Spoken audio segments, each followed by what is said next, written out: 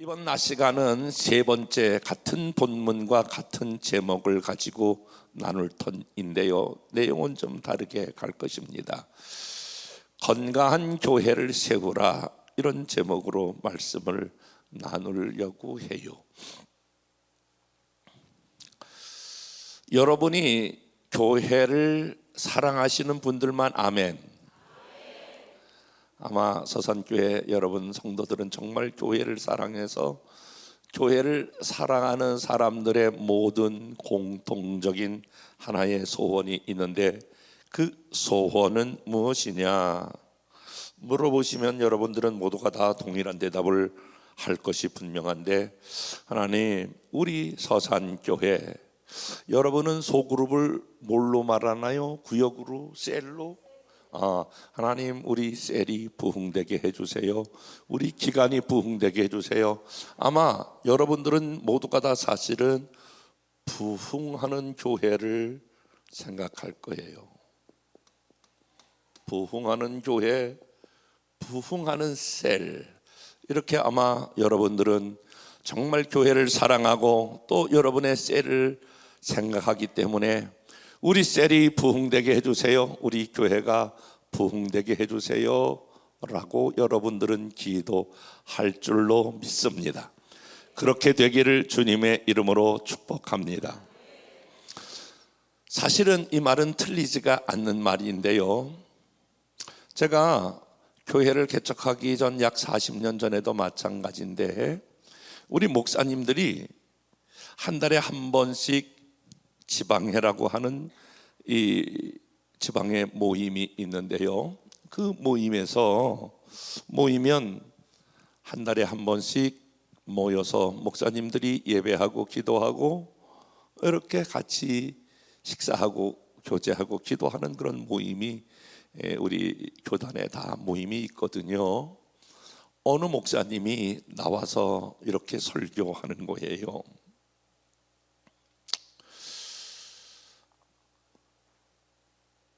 제가 그래도 지방의 최고 선임이기 때문에 늘 설교할 때마다 맨 앞에 앉아 있거든요.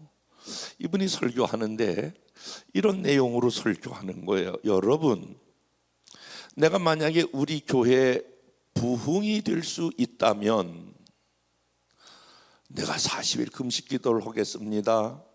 내가 전도하겠습니다. 내가 철야하겠습니다. 내가 설교 준비를 더 열심히 하겠습니다. 적어도 그와 비슷한 내용으로 말씀을 전하는 게 맞지 않겠어요?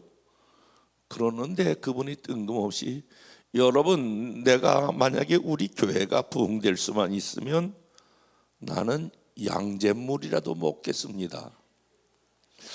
그 이야기를 이렇게 하고 있는 그 모습을 이렇게 보니까 제가 앞에 앉아가지고 저놈이 목사 맞나? 저것도 설교라고 앉았나? 이렇게 생각이 들 법했는데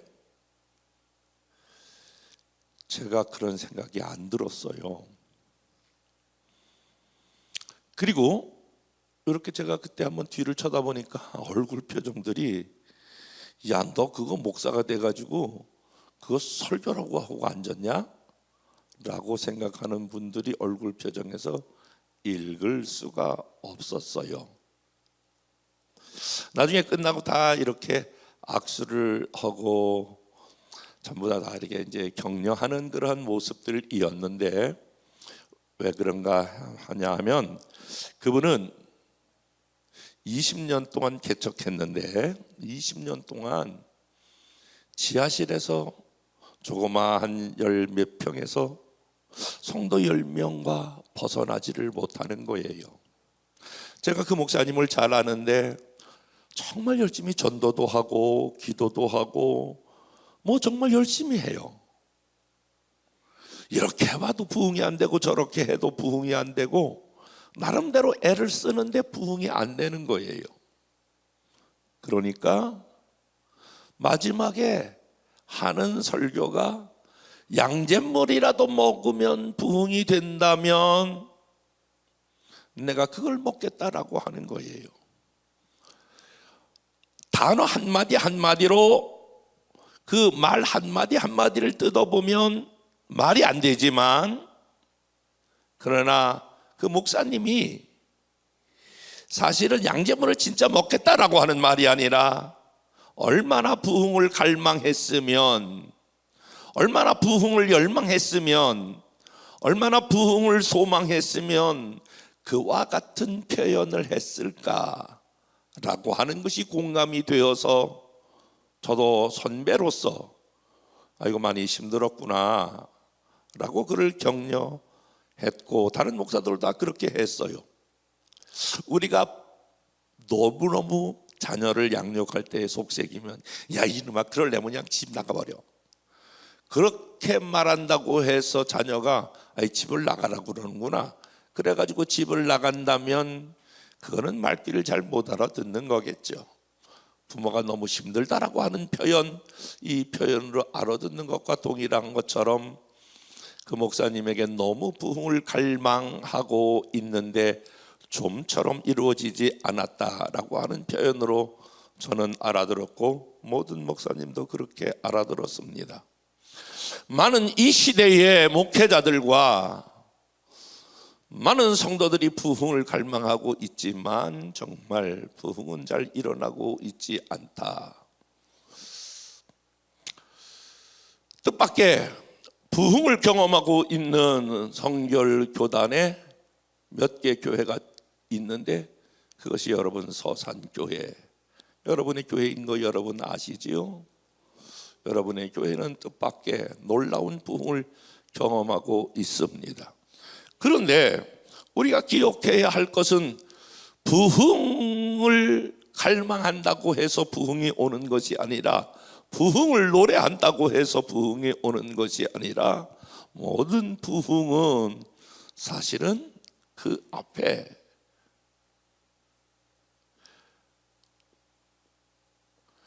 어떤 교회가 부흥하느냐라고 했을 때에 건강한 교회가 부흥한다라고 하는 것입니다. 따라서 볼까요? 건강한 교회.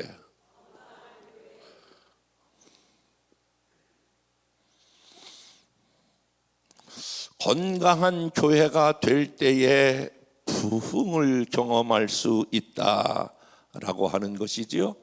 그러면 여러분은 질문해야 합니다. 건강한 교회는 어떤 교회냐? 건강한 교회는 건강한 성도들이 모여서 건강한 교회를 이룬다라고 하는 것입니다. 그래서 오늘 첫 번째 시간에 이런 명제를 우리가 하나 만들어낼 수 있는데, 건강한 성도가 건강한 교회를 만들고 건강한 교회가 부흥하는 교회를 만든다, 이런 명제를 한번 다 같이 따라서 해볼까요? 시작.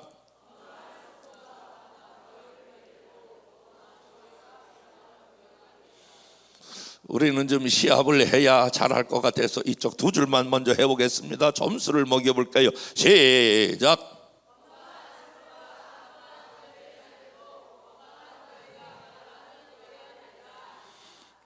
100점 만점에 95점. 이쪽 세 줄 시작.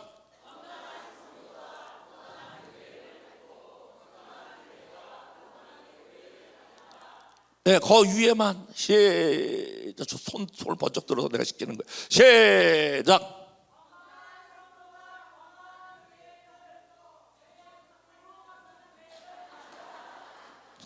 좋아, 잘했어. 여긴 96점. 거기는 아까 손 들고 번쩍해서 용감한 점수를 줘서 97점. 다 같이 시작.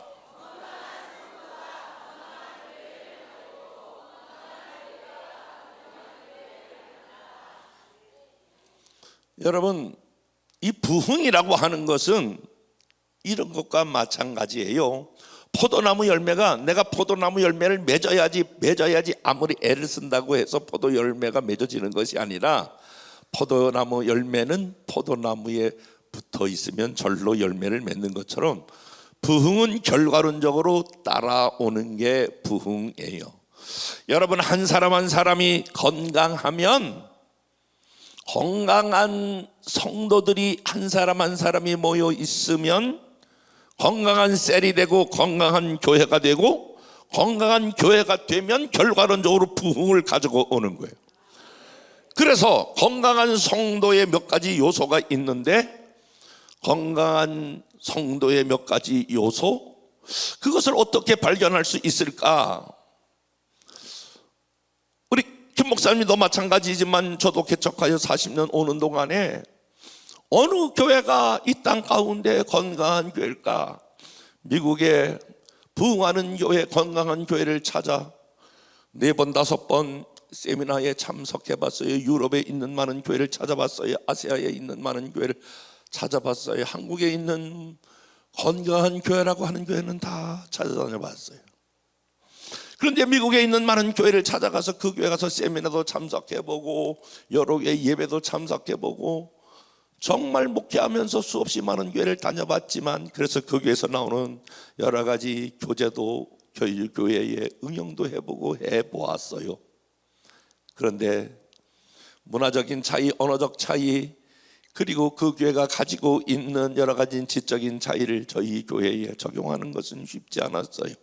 다시 성경을 읽으면서 성경으로 돌아가서 오늘 읽었던 본문 사도행전 2장에 나타난 초대교회, 따라서 해볼까요? 초대교회, 신약교회, 하나님이 계획하신, 하나님이 디자인하신 교회, 이 초대교회를 다시 보면서 초대교회가 건강한 교회였구나 라고 하는 것을 발견하고, 초대교회가 왜 그렇게, 사도행전의 교회가 왜 그렇게 급성장했는가 라고 하는 것을 바라보면서 초대교회 안에 성도들의 몇 가지 건강한 이유를 발견하게 되었는데, 그것이 바로 몇 가지 이유가 있더라, 그런 말이에요. 첫 번째, 초대교회 성도들은 어떤 요소들을 가지고 있었느냐, 한번 따라서 봅시다. 중심 되신 그리스도, 다시 한번, 중심 되신 그리스도,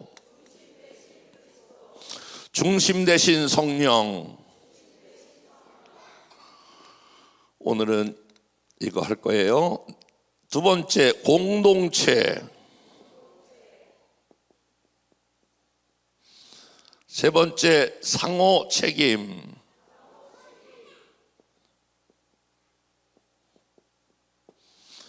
네 번째, 리더십. 다섯 번째, 전도. 갈수록 목소리가 작아지네. 여섯 번째, 양육. 자, 요 6가지 요소를 가지고 있으면 건강한 성도가 되는데, 건강한 성도들이 모이면 건강한 셀이 되고, 건강한 셀이 모이면 건강한 교회가 되고, 건강한 교회가 되면 결과론적으로 부흥을 가져오는데, 다 오른손을 다 같이 들어보시죠. 한번 여러분 따라서 해보겠습니다. 손바닥의 중심, 중심 되신 그리스도, 중심 되신 성령, 가장 중요한 거 엄지손가락 공동체. 여기 이 손가락 방향을 가리킬 때 전도, 다른 말로 말해볼게요, 선교. 그리고 가장 긴 거 리더십. 여기다 결혼할 때 반지 끼는 거 상호 책임. 여기 가장 약한 거 양육. 자, 우리 중심에 누가 있어야 되느냐? 성령. 여러분, 가장 중요한 게 뭐냐? 교회에서 공동체 정신. 교회가 어디로 가야 되느냐? 영혼을 구원하는 전도와 선교. 누가 리더십이 되어야 되느냐? 리더십. 우리가 서로 성도들 간에 어떤 관계가 있어야 되느냐? 상호 책임. 우리가 어떻게 새 가족을 돌봐야 되느냐? 양육. 요 6가지를 낮 시간에 공부할 터인데, 오늘은 중심 대신 그리스도, 이 말씀에 대해서 우리가 같이 공부하는데, 건강한 성도는 중심 대신 성령. 한번 여러분 잘 아시는 대로 초대교회가 놀랍게 부흥했는데, 그야말로 폭발적인 부흥을 가져오지 않았습니까? 여러분 잘 아시는 대로 사도행전의 교회는 어떤 교회냐? 오순절날 성령이 임한 다음에 한 사람 한 사람이 성령에 붙들림 받고 성령 충만하여 성령의 사람들이 되었습니다. 그들 가운데 성령이 임재하여 세워진 교회가 초대교회인 것을 믿으시면 아멘. 그래서 그들 중심에는 성령이 있었다라고 하는 거예요. 성경에는요, 우리 인생을 크게 세 가지의 인생으로 구분되었습니다. 인생이 몇 가지라고요? 세 가지 인생으로 나눌 수 있는데, 첫 번째 인생이 여기 색깔이 여러 가지라 여러 가지 색깔 자꾸 쓰고 싶네. 자연인, 따라서 해볼까요? 자연인을 뭐라고 말하냐면 구원받지 못한 사람. 두 번째 사람이 있는데 육신에 속한 사람이에요. 육신에 속한 사람. 다시 육신에 속한 사람. 세 번째 사람이 성령 충만한 사람. 모든 인생을 세 종류로 나누고 있거든요. 자, 오늘 인생을 세 종류의 인생으로 나눌 수 있는데, 이 인생 안에 지금 여기 이런 의자가 이렇게 있어요. 지금부터 하는 이야기는 제 이야기를 하는 것이 아니라 유명한 CCC를 창설했던 닐 브라이트 박사의 성경적 이론을 제가 빌린 거래요. 여러분 사형리라고 하는 책자를 알고 계시나요? 한 번이라도 들어보셨으면 아멘. 그 이야기를 제가 하는 거예요. 우리 인생에는 세 종류가 있다. 그런데 마음에 의자가 있는데 이 마음의 중심에 이렇게 의자는 마음의 중심이 이렇게 있는 거예요. 자연인, 구원받지 못한 사람은 내 마음의 중심에 누가 있느냐? 내가 있어요. 누가 있다고요? 나. 여기서 중요한 단어를 잊지 마세요. 내 마음의 중심. 여기서 내 마음의 주인이 누구냐? 이 주인이라고 하는 단어는 뭐냐면, 주인은 결정할 수 있는 결정권을 가지고 있는 거야. 결정권. 따라서 결정권. 주인이 뭐라고요? 결정권을 가지고 있는 거예요. 내 마음의 의자의 중심에 내가 있다라고 하는 말은 내가 모든 것을 결정할 수 있는 결정권이 있는 거예요. 그러면 하나님, 예수 그리스도는 어디에 있느냐? 내 인생의 밖에 있어요. 그것이 예수 믿지 않는 사람,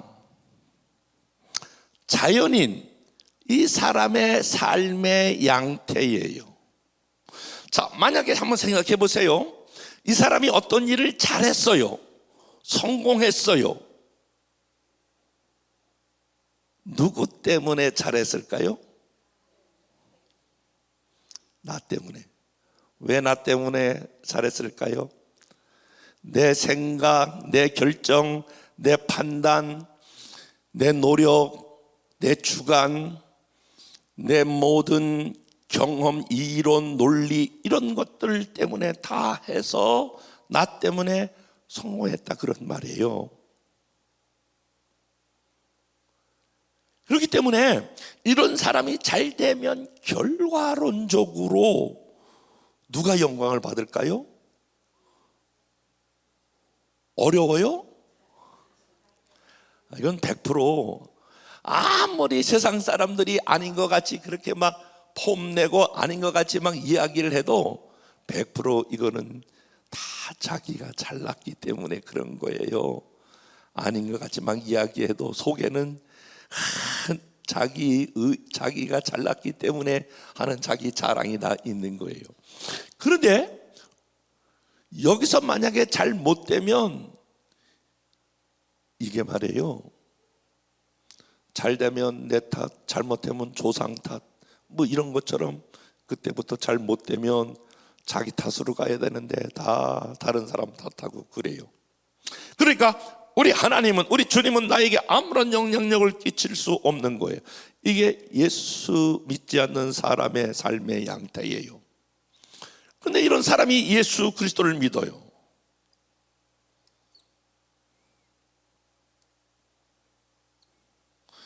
예수 그리스도를 믿을 때에 어떻게 믿느냐? 요한복음 1장 12절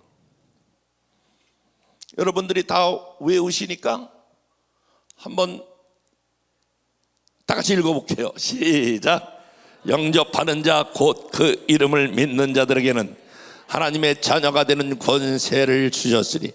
여러분들이 예수님을 영접하셨으면 아멘. 그러면 하나님의 자녀가 되셨으면 아멘. 그렇게 해서 예수님을 믿어요. 저와 여러분들이 예수님을 믿고 어떤 사람은 집사가 되고 권사가 되고 그리고 장로가 되고 목사가 되고 여러 가지 크고 작은 직분을 믿어요. 예수 믿는 사람은 두 종류의 그리스도인밖에 없어요. 이분은 육신에 속한 사람이에요. 구원받은 사람이에요. 모든 직분을 다 동일하게 하고 열심히 있는 사람이고 11조고 동일한 사람인데 신앙의 양태가 달라요. 여러분, 이 사람은 내 마음의 중심에 누가 있느냐? 내가 있어요. 내가 동일해요. 예수님은 어디 있느냐? 내 인생 밖에 있는 것이 아니라 내 인생에 있긴 하지만 내 안에 어느 구석에 있어요. 사실은 이 육신에 속한 그리스도인, 육신에 속한 그리스도인, 육신에 속한 내 마음의 중심에 내가 있어. 내가 내 삶의 주인이에요. 주인은 다시 말씀을 드리면 어떤 것을 결정할 때에 그 결정권을 내가 가지고 있다라고 하는 거예요. 많은 사람들이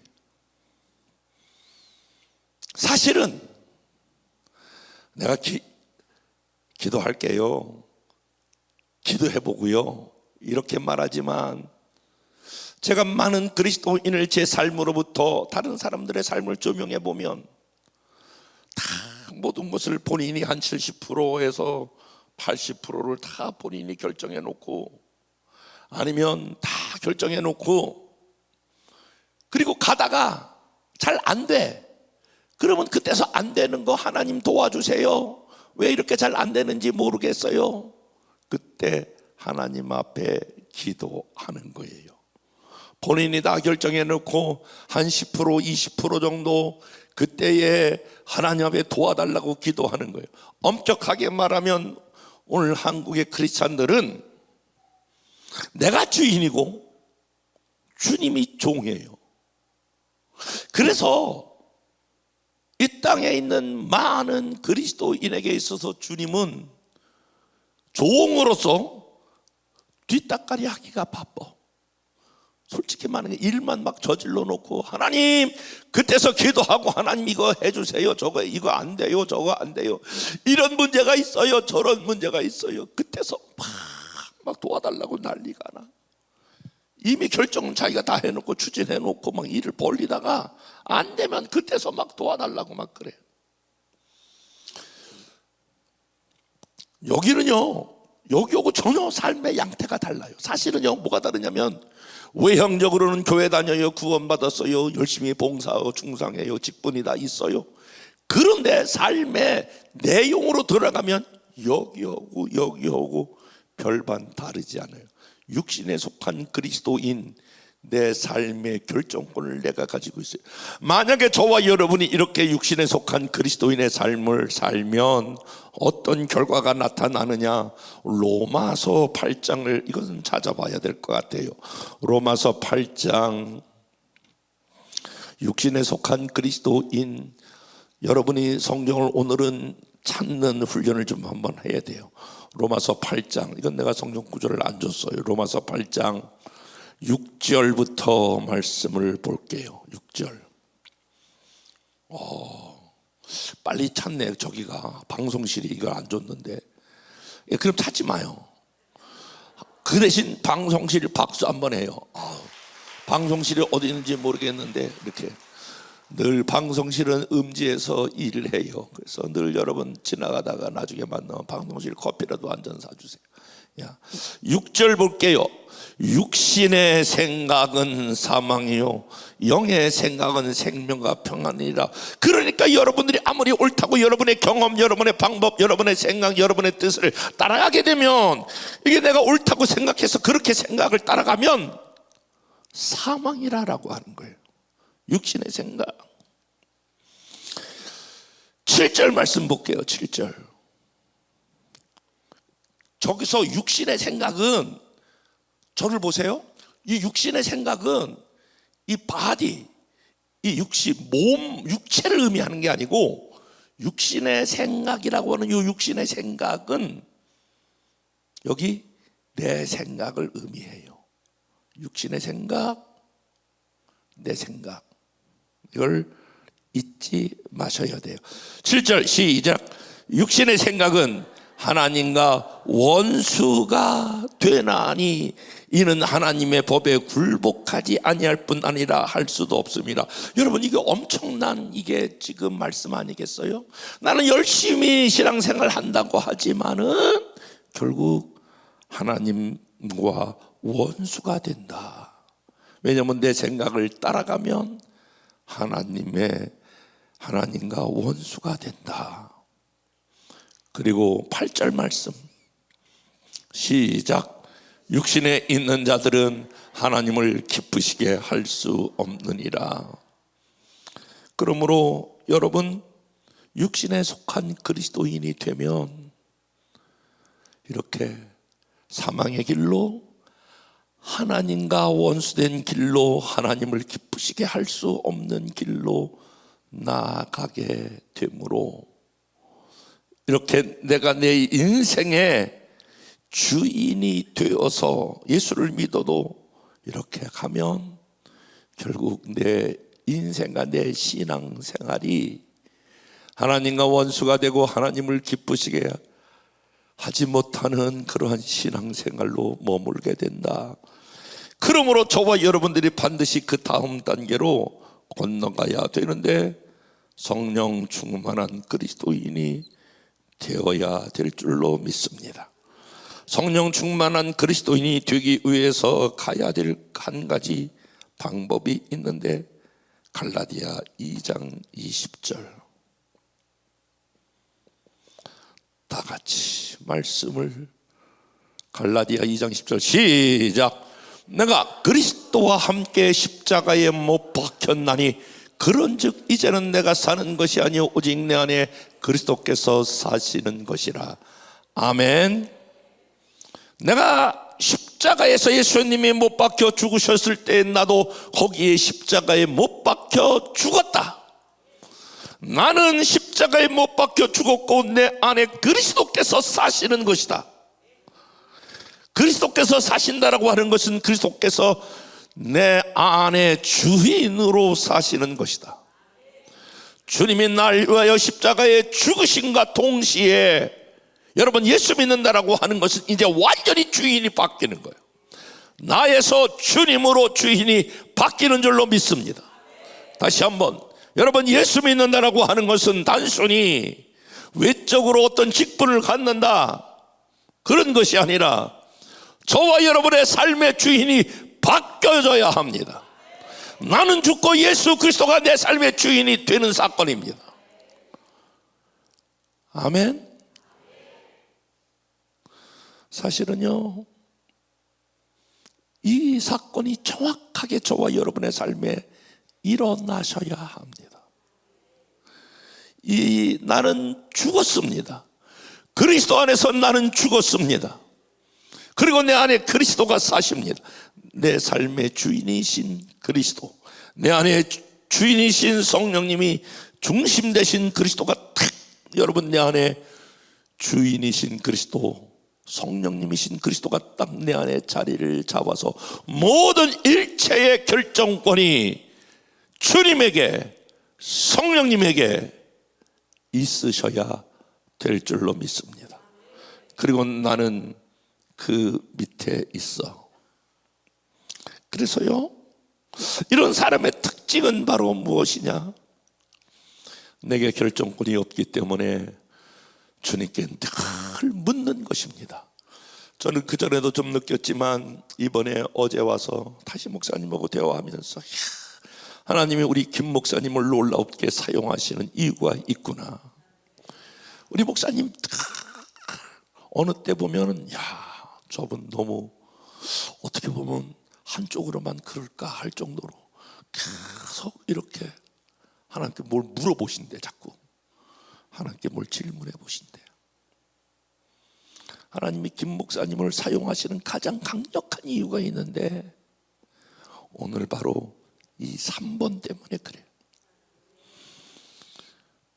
김 목사님 인생과 목회 가운데 주인이신 주님, 아멘 해봐요. 여러분들 다 그렇게 목사님을 닮아가셔야 돼. 성령이신 주님, 이 주인을 확실하게 분명하게 인정하고 계셔. 어떤 결정도 주님이 오케이 하셔야 돼. 성령님이신 그 주님, 주님의 인도함을 받고자 하는 그 열망과 갈망, 이게 더 어떤 목사님들보다 이게 아주 충만하고 이게 확실하고, 아멘 해봐.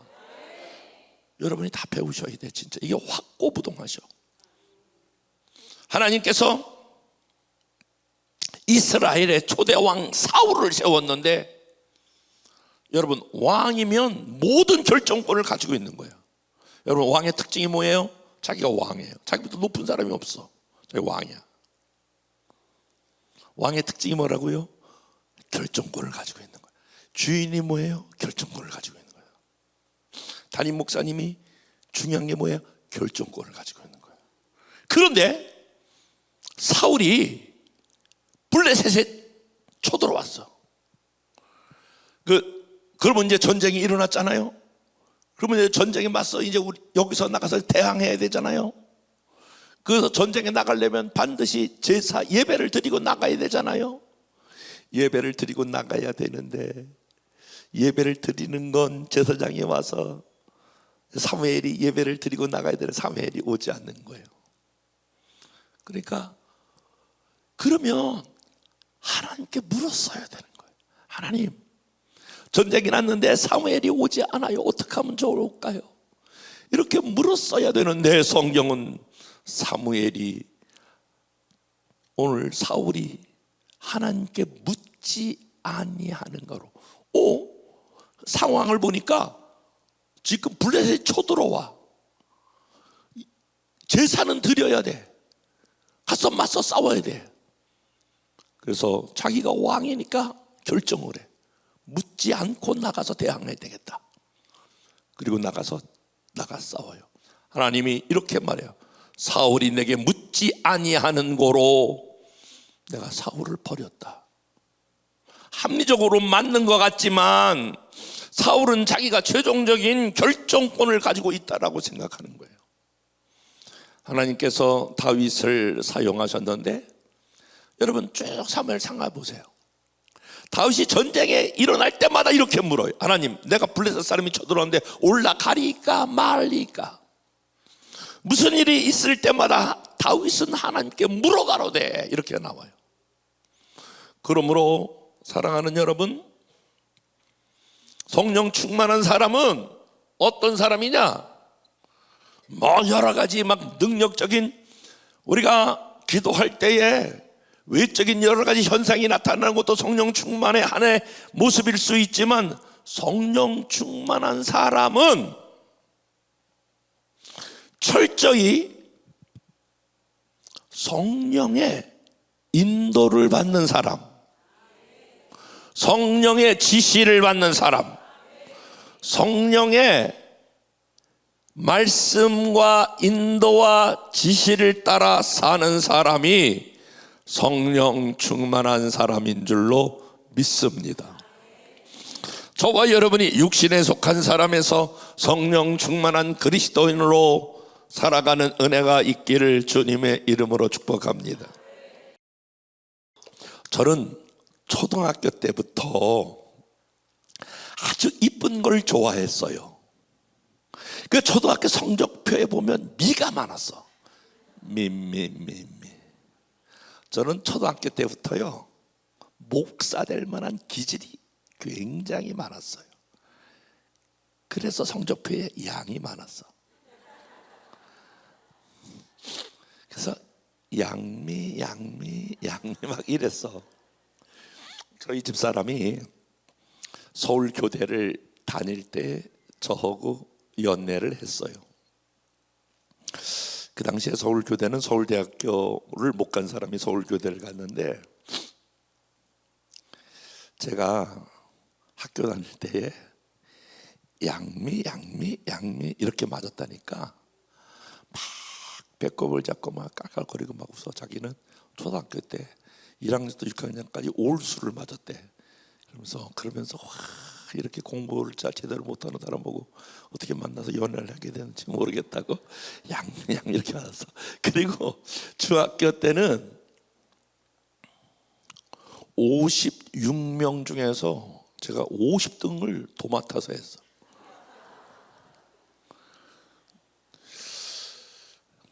제 뒤에 6명이 있다는 게 얼마나 여러분 다행인지 몰라요. 옛날에는 운동선수들은요, 일단 수업에 안 들어갔어. 시험 때만 가서 시험 치렀는데, 제 뒤에 6명은 유도부 3명, 축구부 3명, 아주 당당하게 걔네들을 지키고, 그래도 내가 엉뚱했어. 신학대학 다닐 때에도 목사님 보니까 공부를 엄청 잘했을 것 같아. 저는 성적표 하나로 통일했어. C 전부 C야. C는 초등학교 때 미와 똑같은 건데, 출석해가지고 뭐 레퍼토 내면 전부 다 C를 줬어. 이렇게 C 전부 다 C야. 그 제가 예를 들어도 전부 이렇게 C 이런 예를 들지, 이렇게 뭐 다른 뭐 이상한 거 예를 안 들어. 그게 C야. 그런데 어머나, 제가 30살에 전도사로 서울 한복판에서 개척을 했거든요. 지하실 25평에다가 비가 막 새는데, 그런데 지하실 25평에 개척을 시작을 했는데 1년 지나서 45평, 또 2년 지나서 90평, 2년 지나서 180평, 2년 지나서 또 300평. 뭐 남의 얘기니까 마음에도 안 하는데, 아무튼 그렇게 막 해서 10년째 되는데, 나이 40이 되면서 여러분 서울 한복판, 그러니까 시시하게 생각하지만 거기 지금 한 평에 굉장히 비싼 땅이에요. 그 서울 롯데월드 그 근처인데, 거기에 300평에다가 150평 건물을 줬어요. 아우 미안해. 왜 그래 진짜, 어떡해. 부끄럽네. 그래서 그때 찾아온 게 교만이 찾아왔어.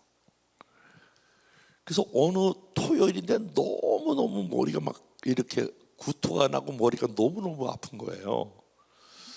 그래서 막 이 머리 아픈 그 약을 막 먹고 그러는데, 그래도 계속 구토가 나고 머리가 아파요. 주일날 그때 7시 예배인데, 오후 7시 예배를 드리러 이렇게 막 성경책하고 이렇게 끼고 올라오다가, 여기서 예배 드리러 인도하러 올라오다가 쓰러져 버렸어.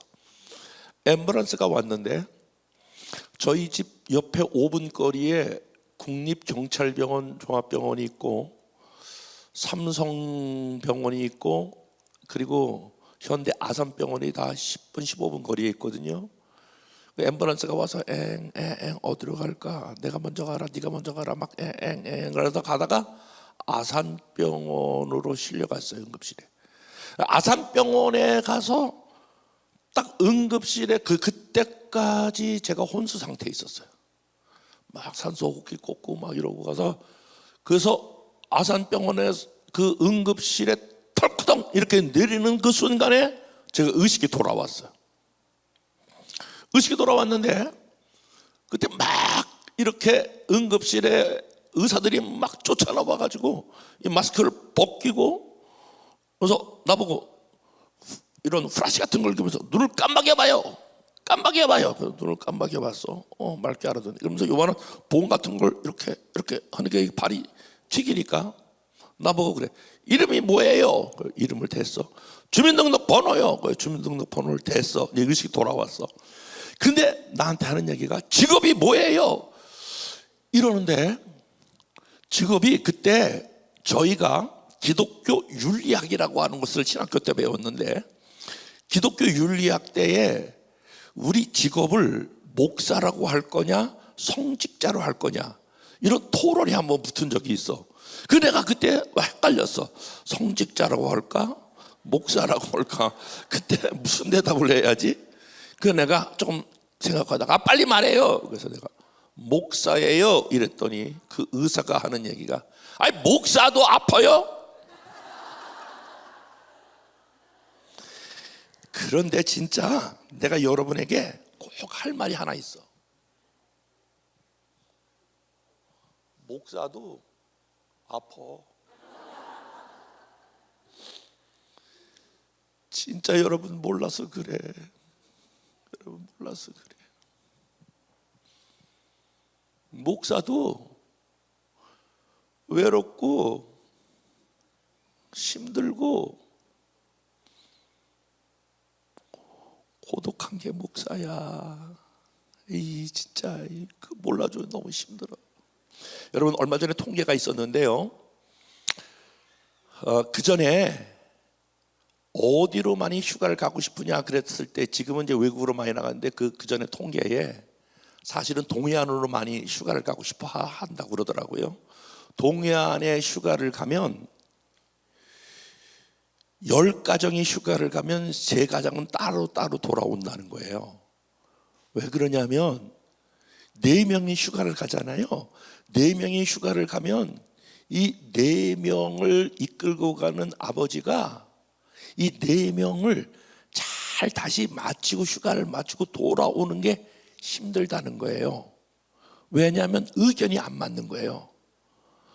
아버지는 고스톱 치자고 그러지, 엄마는 노래방 가자 그러지, 애새끼들은 이 핸드폰만 보고 있지. 그러니까 뭐를 프로그램을 진행하기가 어려운 거예요. 그러나 에이씨 각자 알아서 해라. 이렇게 되니까 이 4명을 하나로 3박 4일을 행복하게 이끌고 가는 게 쉽지가 않아요.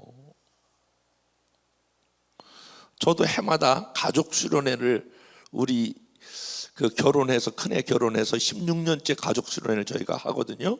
올해는 이제 애틀란타에서 그 베델교회 거기 우리 둘째가 부목사로서 거기 가서 이제 하는데, 지금은 이제 처음에는 너무 힘들었는데 지금은 이제 손자들 다 그렇고 이렇게 며느리들하고도 이제 같이 이렇게 한 방에서 시아버지하고 시어머니하고 이렇게 뭐 같이 지내는 게 쉽지가 않아요. 가족이라도. 그래도 이제 그걸 자꾸 해보면, 팀 훈련을 해보면 그게 이제 맞아가는데 그 쉬운 게 아니거든요. 여러분, 이 교회가 이 수많은 이 인원을 하나로 이끌어 간다는 게 이게 보통 힘든 게 아니에요. 쉬울 것 같죠? 한번 해봐요. 여러분 또 여기가 충청도잖아요. 말씀들은 안 해도 다 생각은 다 있으시잖아. 잘 모르지만, 전 서울 사람이라고 모르지만 아마 잘 말씀은 안 하시지만 속으로는 다 뭐 계산이 있으실 것 같아. 그러니 그래도 여기 서산교회는 우리 교단에서 최고 좋은 교회 중에 한 교회예요. 그렇지만 그래도 여러분 만만하지가 않아요. 자라온 배경, 환경, 신앙생활 뭐 다. 주일날 안 나온다고 벌금 10만 원 이런 것도 할 수가 없잖아요. 왜 권사님은 그렇게 이렇게 말 큰 소리도 하나 못할 수, 이렇게 이야기할 수 없잖아요. 이 인원을 이끌어가는 게 보통이 아니에요. 근데 목사도 아파요 그러는데 내가 아프니까 왔지 내가 놀러 왔냐 이렇게 할 수도 없잖아요. 그래서 내가 그냥 가만히 있었어요. 에이씨 아프니까 왔지 뭐. 그래서 이제 엑스레이 찍었어요, MRI 찍었어요, 다시 촬영했어요. 바로 나왔는데 뇌 수종인데 스트레스를 받으면 뇌가 부어 올라서 뇌신경 전체를 다 막는다는 거예요. 그래서 빨리 뇌에 있는 이 물집을 수술해서 제거해야 된다는 거예요. 저는 이 병이 얼마나 위중한 걸 잘 몰랐는데 얼마 전에 캐나다 가서 집회를 했거든요. 어떤 사람이 예배 때마다 이 휠체어에 막 어떤 남자를 싣고 와가지고 흐느적 해가지고 기도를 늘 받는 거예요. 왜 그러냐 그랬더니 뇌수종 후유증으로 많이 좋아졌는데 아직도 그렇다는 거예요. 그 의사가 이틀 그 추석 연휴 지나서 빨리 그 다음에 수술을 하자고, 이틀 후에 수술하자고. 그래서 그렇지 않으면 빨리 뇌신경이 마비돼서 누르기 전에 뇌수술을 하자고 뇌수술을 잡고 병원에 그날 밤에 입원했어요. 어저께까지 펄쩍펄쩍 뛰다가 벼랑간에 환자복을 입고 막 주렁주렁 달고 병원에 입원해서 10년간 내가 열심히 목회하다가 그렇잖아도 머리가 나쁜데 뇌수술해가지고 깜박깜박하고 머리를 밀고 그러면 어떡하지? 이게 웬일이지? 그리고 병원에 입원하여 개인 1인실에 이렇게 입원했어요. 근데 밤 10시쯤 됐는데 하는 여자 목소리가 들리는데 너무 그 소리가 듣기 싫은 거예요. 그런데 막 소리가 들리면서 막 발자국 소리가 막 요란하게 발자국 소리가 막 들리는 거예요. 이상한 소리가 막 발자국 소리 막 여러 개의 발자국 소리가 막 들리더니 그 이상하게 소리 질리는 사람을 내 옆방에다가 갖다가 입원시키는 거예요. 이상하다 막. 그런데 계속 소리가 질려서 1시간 동안 시계를 보니까 11시쯤 됐어요. 막 계속 으아 그러는데 잠을 잘 수가 없어요. 누가 한 11시 때는 똑똑 이렇게 두드리는데, 그래서 누가 올 사람이 없는데 이렇게 하면서 문을 열고 들어오는데 의사예요. 나보고 그저께 직업이 뭐예요? 이렇게 물었던 그 의사가 다시 저한테 와가지고 지난번에 직업이 목사님이라고 그랬죠? 그래서 내가 네 그랬더니 목사님 저 옆방 좀 가보셔야 될 것 같아요. 그래서 내가 왜요? 그랬더니 저렇게 막 으악 소리 지르는 사람은 우리가 몰핀 주사를 놔버리거든요. 마약 주사. 그걸 놔버리면 금방 잠이 드는데 저 사람은 잠이 안 들어요. 나보고 가야 되겠어요. 그래서 내가 거기를 어떻게 가요? 나도 아픈데. 아니 목사님 잠깐 좀 가보셔야 되겠어요. 그래서 내가 또 전공이 또 신방 아니에요 우리 목사가. 그래서 주렁주렁 따라가지고 그거 옛날에 남자들이 그 예비군복 입으면 전부 아무데나 오줌 넣고 막 그러잖아요. 저도 날고 뛰던 목사인데 환자복을 입으니까 완전히 환자가 됐어요. 그게 바지는 지금 흘러내리고 여기 주렁주렁 뭘 달고 이러고 이제 옆방에 신방을 갔어요. 이렇게 의사가 내 뒤 의사 간호가 이렇게 따라서 이게 신방을 이렇게 가서 아이고 이거 진짜 못 말린다. 여기까지 와서 내가 신방을 가야 되나.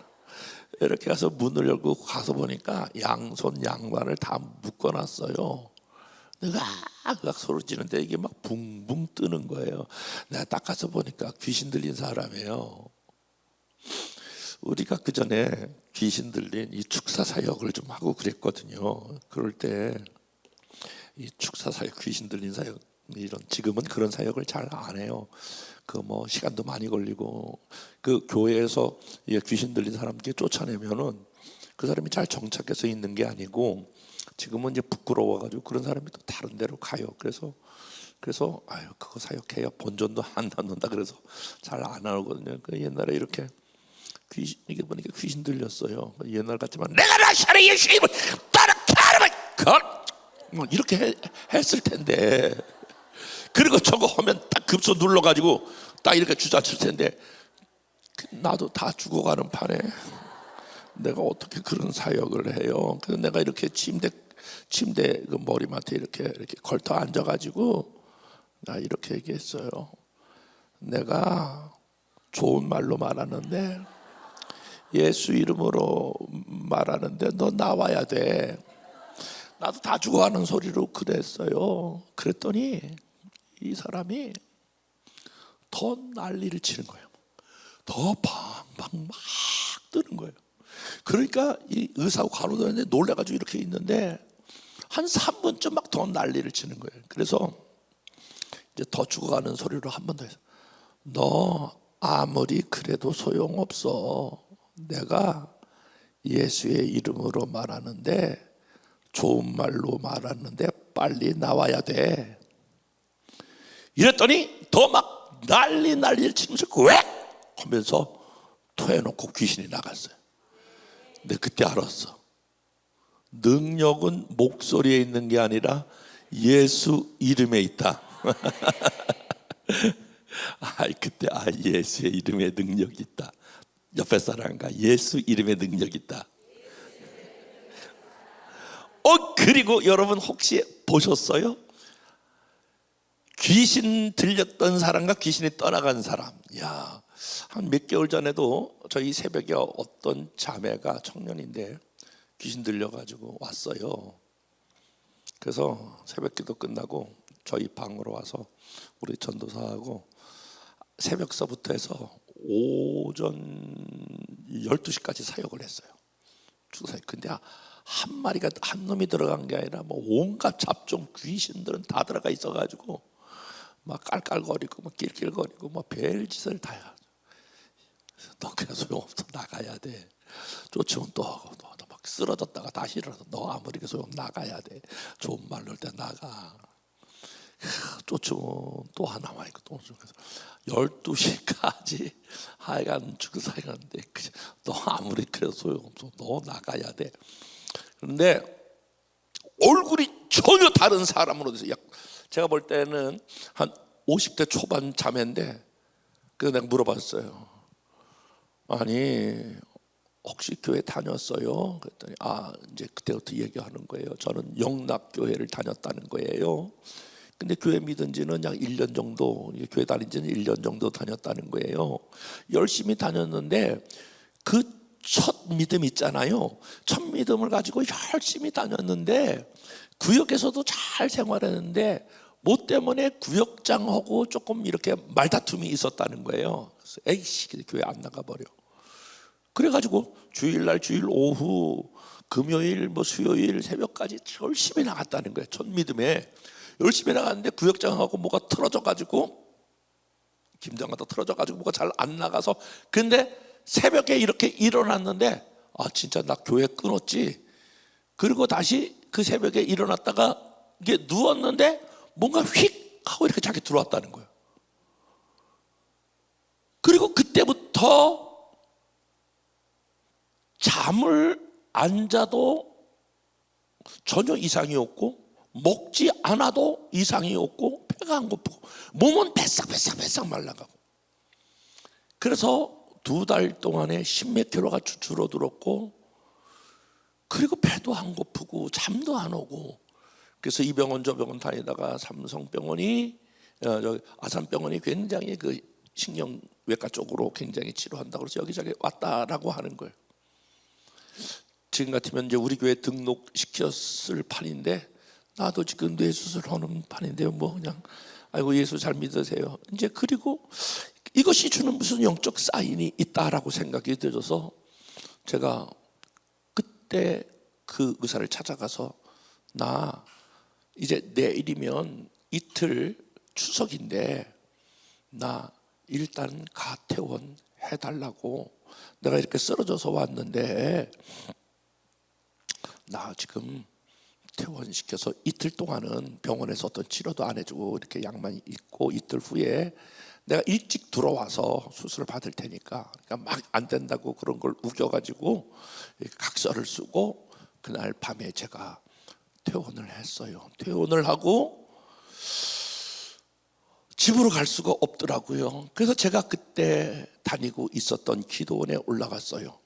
중앙성결교회에 있는 삼곡기도원이라고 하는 기도원에 가면 경기도에 있는 곳인데 1층은 이런 커다란 홀이 있고 2층은 목사님들이 가서 성경 공부할 수 있는 쭉 방이 되어 있는데, 그 방에 쭉 들어가서 이제 이렇게 누웠는데 더 어지러움이 시가고, 한쪽 손에는 물을 들었고 한쪽 손에는 약봉다리를 들고 있는데, 요 상곡기도원의 목회실에 이렇게 그 목회자가 들어가서 앉아서 책상에 앉아서 설교 준비하고, 뒤에는 요호구 이불이 있는데 요호구 이불에 이렇게 기대어 있는데 막 구토가 시작이 되는 거예요.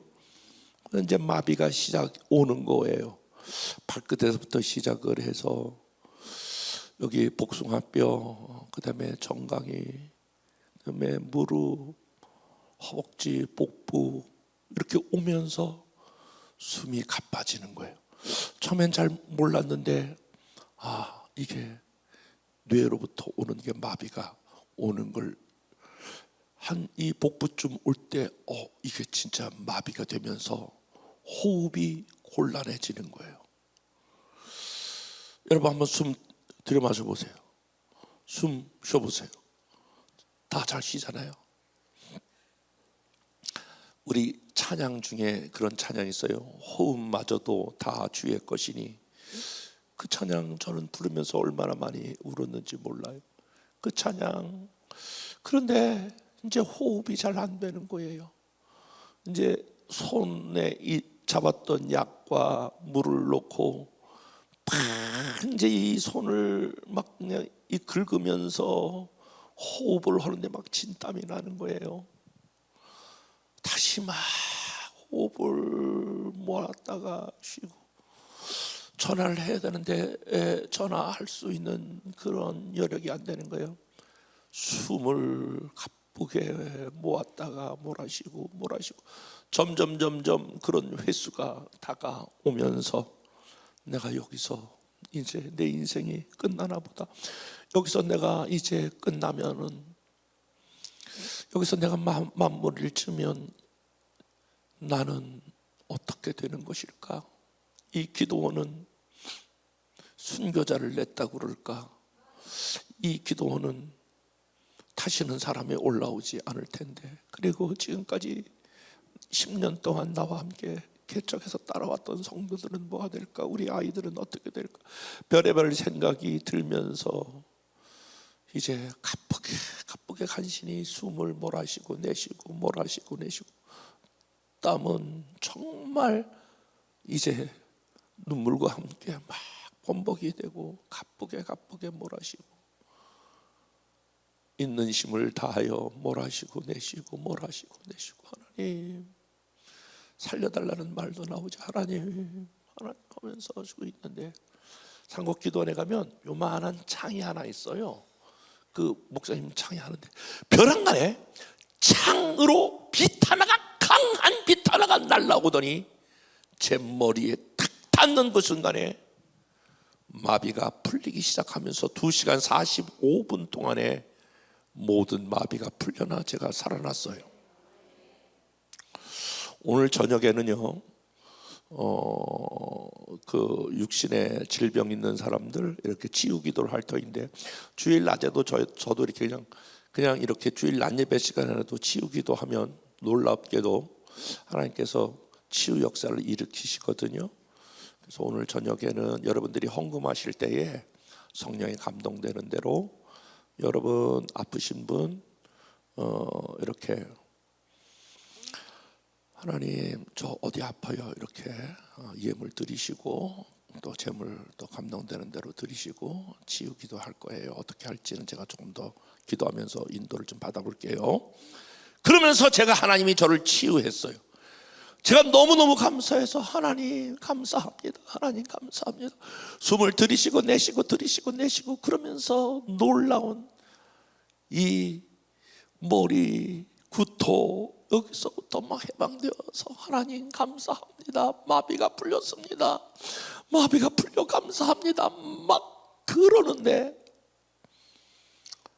하나님께서 막 제가 기뻐하고 즐거워하는 저에게 이상한 마음을 하나 주셨어요.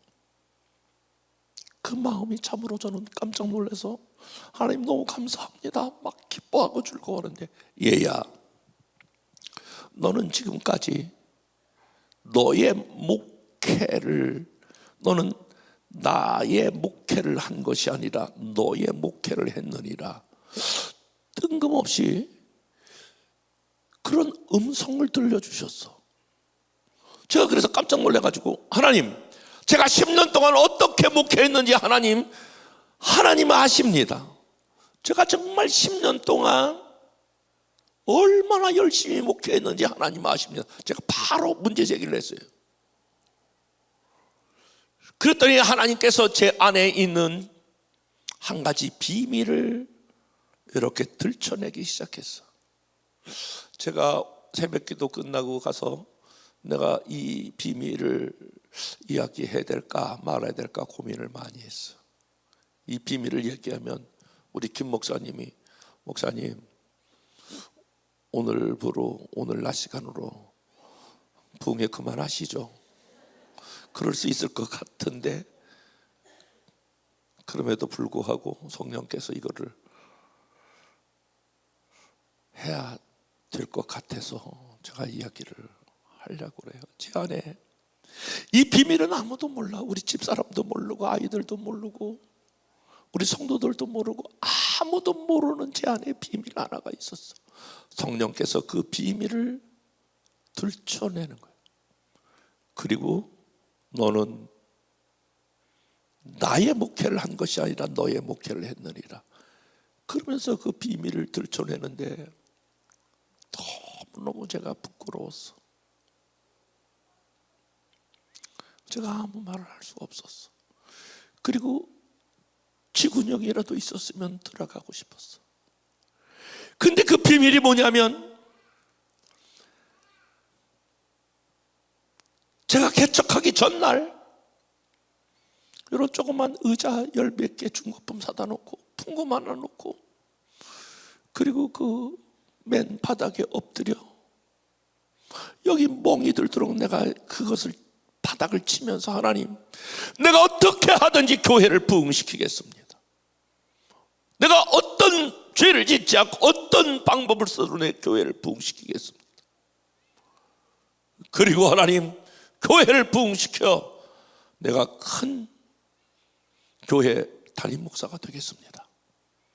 그리고 내가 큰 차를 타고 내가 첫 번째 찾아갈 사람이 있는데 나를 쫓아낸 정씨 가문을 찾아가겠습니다.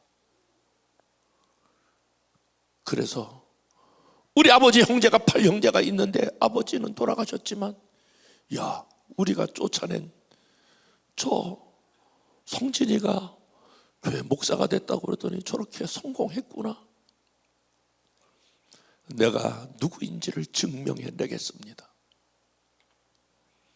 내가 두 번째 찾아갈 집이 있는데, 내가 외갓집에 올 때 자랄 때 나를 왕따 시켰던 내 친구들 있습니다. 다 나를 놀아주지 아니하고 한 번도 나를 거들떠보지 않는 그 친구들에게 내가 찾아갈 것입니다. 내가 찾아가서, 야, 제가 저렇게 우려고 껴지도 않았던 정성진이가 저렇게 교회 목사가 되고 큰 교회를 세우고 저렇게 성공한 목사가 되었다라고 하는 것을 내가 보여드리겠습니다.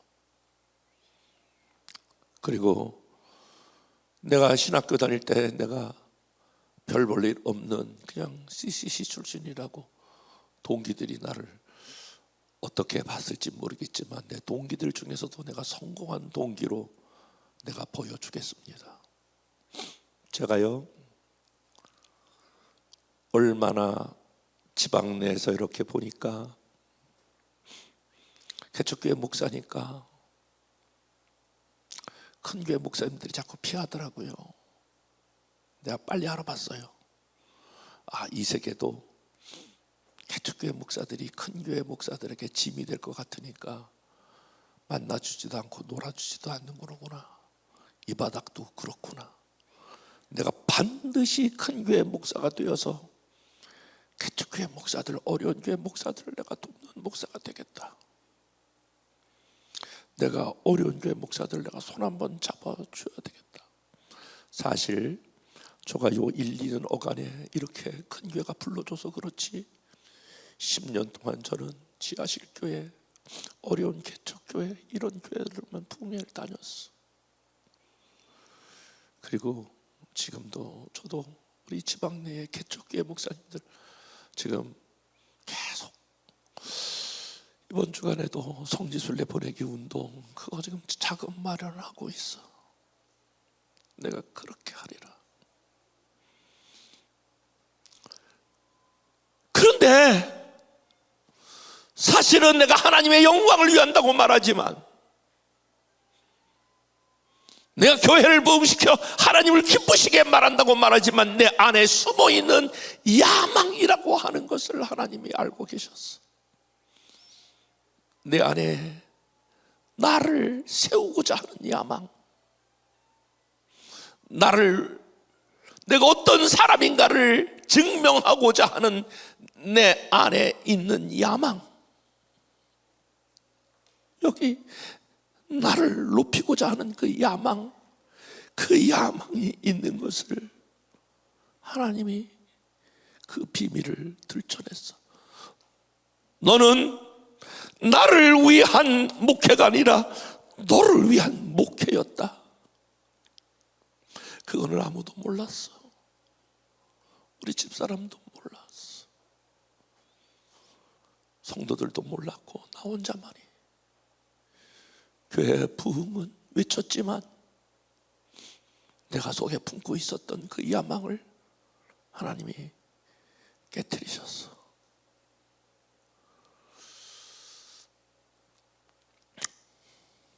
저는 저희 교회가 그렇게 아주 대형 교회는 아닙니다. 저희 집사람하고 늘 종종 그런 얘기를 합니다. 하나님께서 오늘 밤 우리를 불러가도 우리는 아무 여한이 없습니다. 우리 집사람하고 늘 그렇게 얘기를 해요. 목회를 잘했다는 이야기가 아니라, 잘 살았다는 이야기가 아니라, 모든 것들이 그냥 교인들에게 사랑받고 그래도 존경받고, 두 아들이 다 목회하면서 아버지, 우리가 아버지 롤 모델이에요. 손자들에게도 자기들이 만나면 할아버지 은퇴하시면 저희 교회로 오세요. 두 손자들이. 그래서 서로가 싸우면서 우리 집으로 오세요. 우리 집으로 오세요. 행복한 삶, 행복한 목회를 하고 오는데, 그런데 아직도 제 안에 무서운 유혹 하나가 있어요. 그것은 나를 세우고자 하는, 어디 가면 풍예를 잘했다는 소리를 듣고 싶어하는 이 유혹, 나를 높이고자 하는 그 유혹이 아직도 내 안에 있습니다. 그러나 분명히 알아요. 여러분, 나는 죽고 내 안에 그리스도가 영광을 받는 것, 주님이 내 안에 주인 되어서 주님이 영광을 받으시고 주님이 이끌어가는 삶, 나는 죽고 주님이 내 안에 주인 되어서 주님이 이끌어가는 성도가 건강한 성도예요. 오늘 한국 교회에 그 많은 갈등의 요인이 어디에 있느냐? 모두가 다 자기 의를 쌓아가고 있기 때문에 그래요. 여러분, 오늘 이 낮 시간에 건강한 성도로 거듭나려면 여러분 내 의와 나는 죽고 내 안에 주님이 주인 되어서 우리의 삶을 인도하는 삶으로 저와 여러분의 삶이 바뀌셔야 될 줄로 믿습니다. 저는 이런 의문을 받습니다. 교회의 주인은 누구입니까? 목사입니까? 장로입니까? 그런 어리석은 질문이 어디 있어요? 교회의 주인은 주님이십니다. 내 삶의 주인은 주님이십니다. 주님이 이끌어가는 성도, 성령이 이끌어가는 성도, 내 삶의 주인이 주님인 성도, 내 삶의 주인이 성령님이신 성도, 건강한 성도요, 건강한 교회인 줄로 믿습니다. 그런 삶이 되시기를 주님의 이름으로 축복합니다.